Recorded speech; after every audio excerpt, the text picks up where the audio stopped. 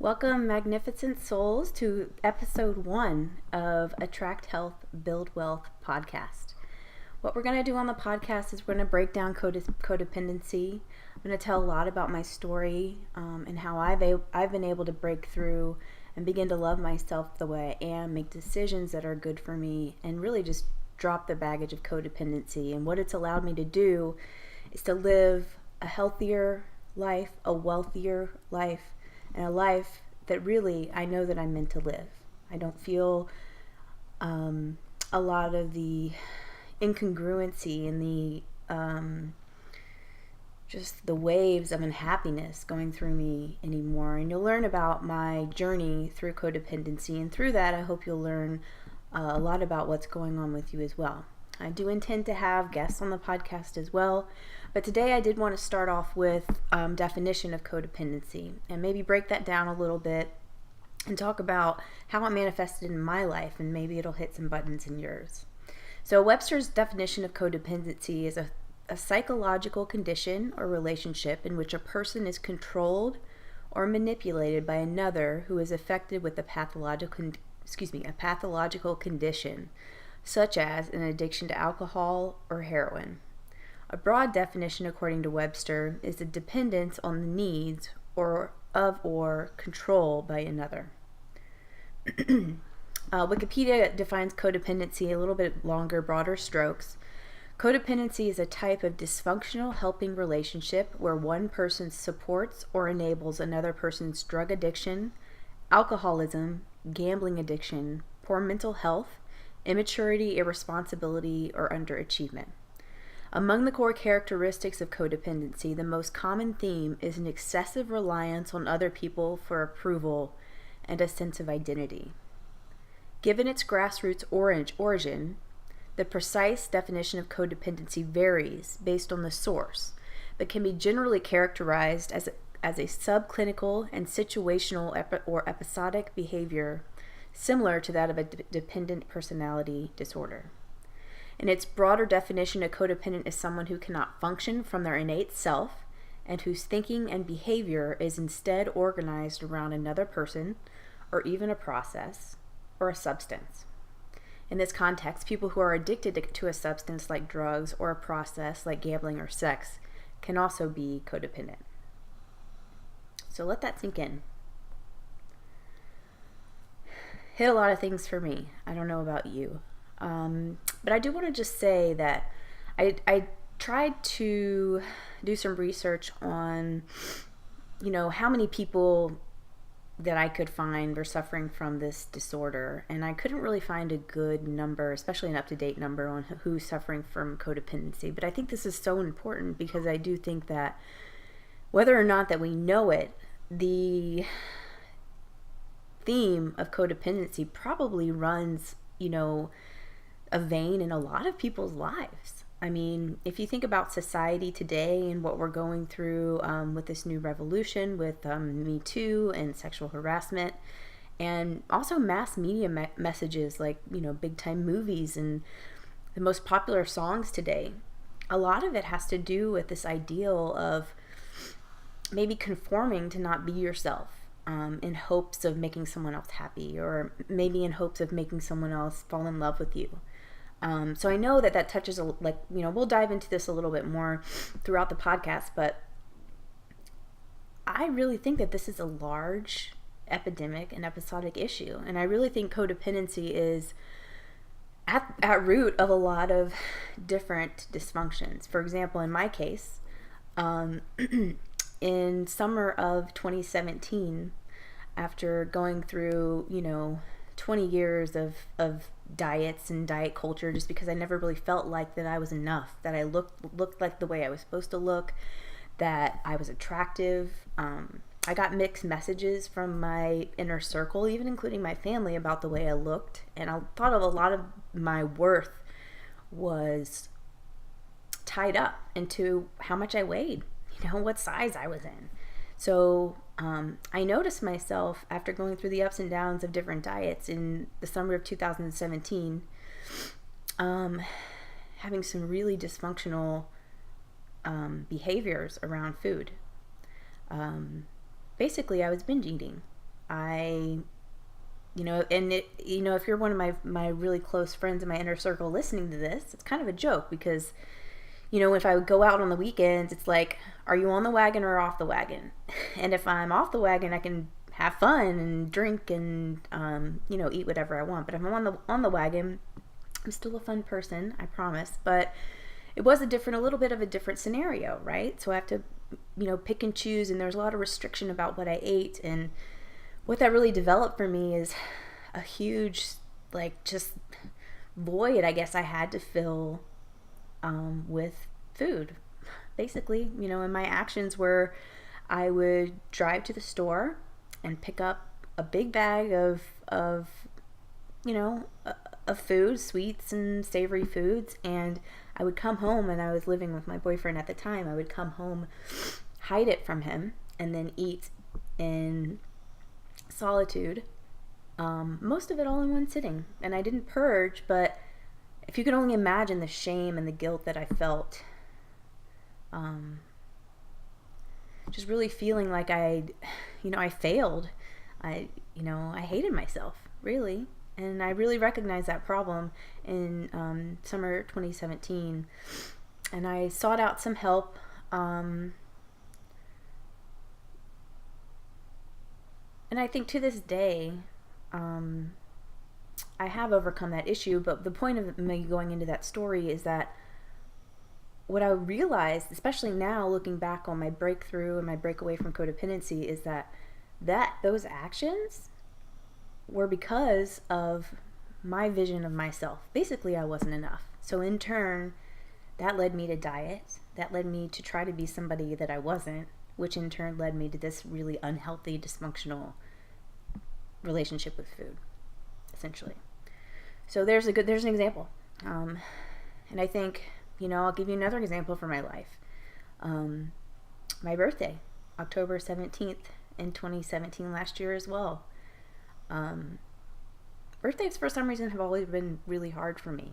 I guess I put a lot of weight on how much people around me love me if they celebrate me that day, and that love should be kind of manifested in this big celebration, or I should feel special. And I don't know, I haven't really touched into why that would be an issue for me.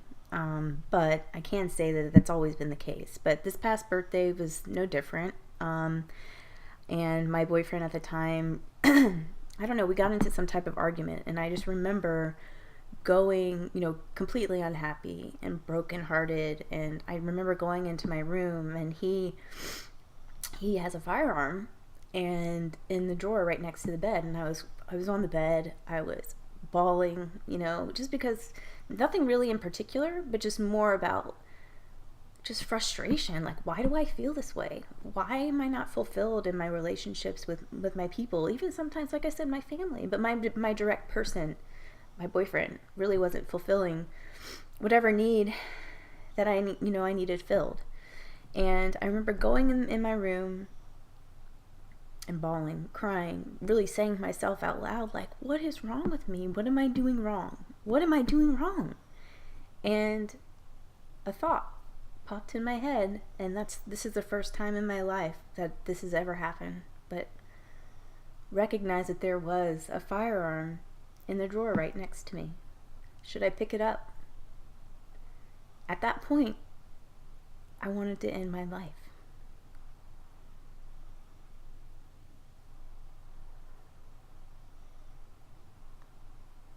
I didn't. I came out of it. But it scared the shit out of me. It scared me. It scared me because I had never had that thought before. I've always been a very self-confident person, although really, in the inside, I was broken. And that's what I realized. That was my rock bottom. But why I'm saying this and why I think that this relates to codependency is those relationships that should fulfill me, that should fill me with hope and love and joy and happiness and bonding and understanding. I didn't have those. Not only did I not have those with those outside people, I didn't have those for myself. And that was my rock bottom. And what I'm saying is that I think that any surface level, and this is not to diminish something like a drug addiction, which is a huge issue, right, in society right now. In fact, I pulled up a stat. According to the Substance Abuse and Mental Health Services Administration National Survey on Drug Use and Health, and this was in 2014, so I know this has gone up, unfortunately. 22.5 million people, which is 8.5% of the United States population aged 12 or older, needed treatment for an illicit drug or alcohol use problem. So what I'm saying, I think a lot of this relates to codependency, although I think in a clinical situation, I think it's hard to diagnose, so it hasn't been, because it is a little bit situational as the definition described, and episodic. But those 8.5% of the U.S. population, 22.5 million people in 2014, no doubt that they have a circle around them who is codependent, or that they themselves are unhappy with themselves and have manifested in a drug addiction. So what I'm saying is, at the root of the issue, in the way that I see it, and I could be wrong, but the way that I see it is, it relates to codependency, which also in turn relates to your self-worth, how you feel about yourself.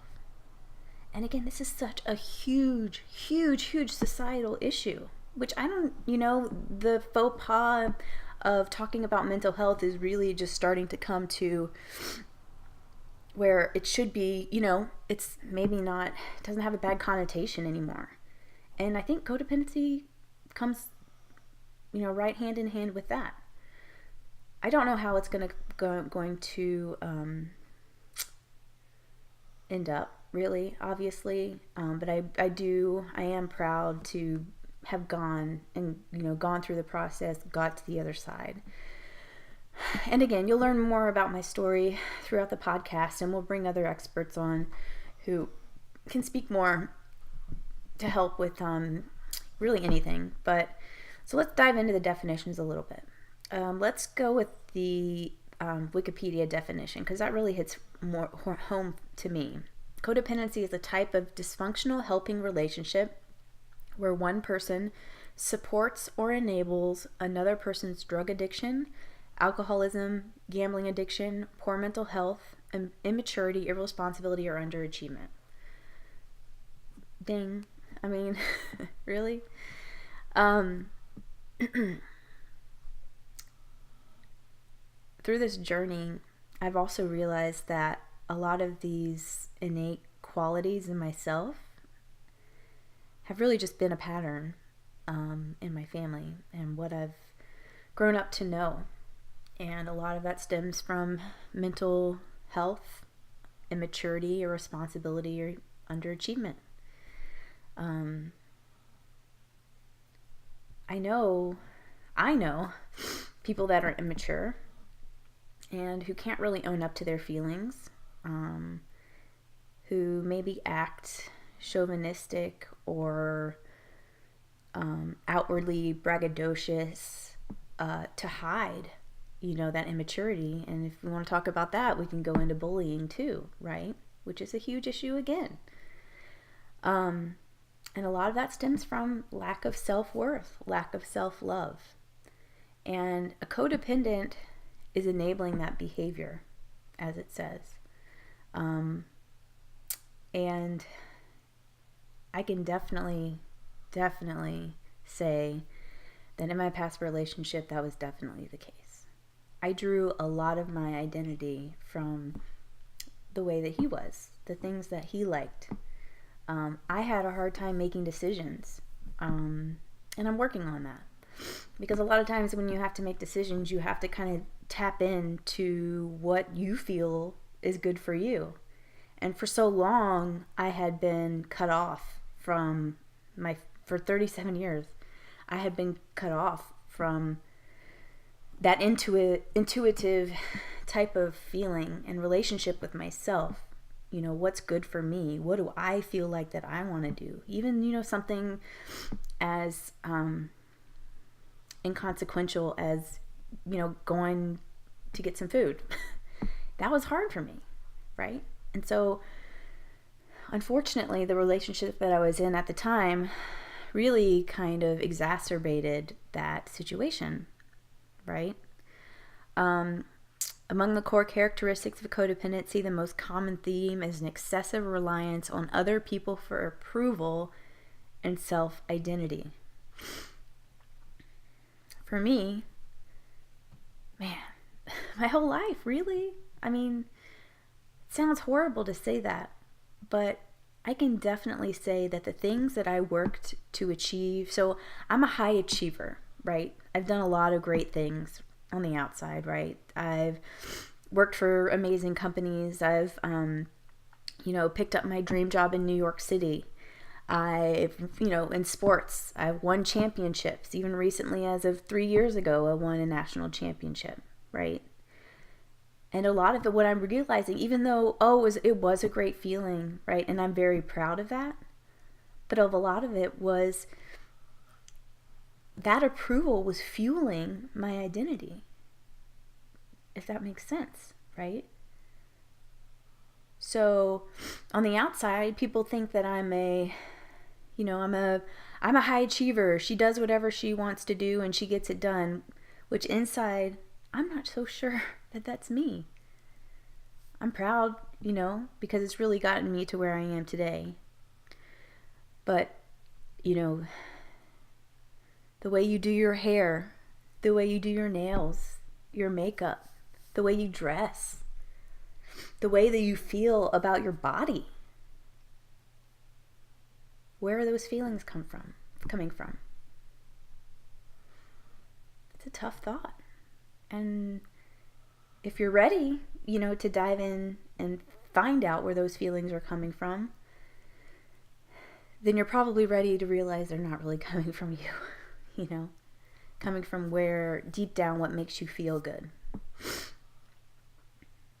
After my revelation and my breakthrough, I've come to this place where I don't exercise anymore to lose weight. I exercise because it feels good and I do what I like. I don't like running, so I don't. In the past, I've run and it hurts. I don't like it. I don't enjoy it. Because that was what I was supposed to do to lose weight. Okay. So now I'm walking the beautiful trails in Arizona and I have my freaking shirt off. It's big for me. Sports bra and shorts, and I'm confident. I walk with a stride and I conquer those mountains with my shoulders square, my back straight, and my head up. But the only way that I was able to get to where I am today is recognizing that a lot of those things that have defined me in the past, like a pretty girl or soccer player, athletic, maybe they haven't been me all along. So I have been diving deep into those aspects, and really, after you touch those, you can make decisions about your life only for you. Only for you, which is awesome.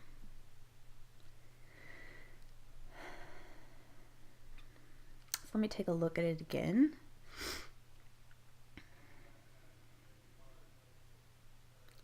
Codependent is someone who cannot function from their innate self and whose thinking and behavior is instead organized around another person or even a process or a substance. So let's go back to my relationship. I lost friends along the way. My past relationship, my codependent relationship, I was on and off with him. I met him in 2010. And thinking back on it, of course, a ton of red flags, a ton of things that I really, should have noticed. But I guess at the time we met, it was, the codependency at work. He's codependent as well. And from 2010 to actually January of 2018, we proceeded to have an on again, off again relationship where we got back together and broke apart 4 or 5 times. I had to call the cops on him once, and I got a restraining order on him once, and I still went back with him. And, I'm not proud of that at all. But, like I said, I lost friends along the way, which it really hurts. It really hurts because, that codependent relationship really kind of alienated me because I was only really doing things, for him or what he wanted to do. A lot of times if I would ask him, to do a certain thing with me or, let's go on a date. A lot of times it was pushed off or not taken seriously. So I was living life on his terms. And in my defense, or in his defense, I really didn't fight for it because I really didn't feel like I should have to. So I was kind of swallowing all of this negativity and disappointment. And it all bubbled to the surface on that night in October last year where I was just done. I'd had enough. I'd had enough.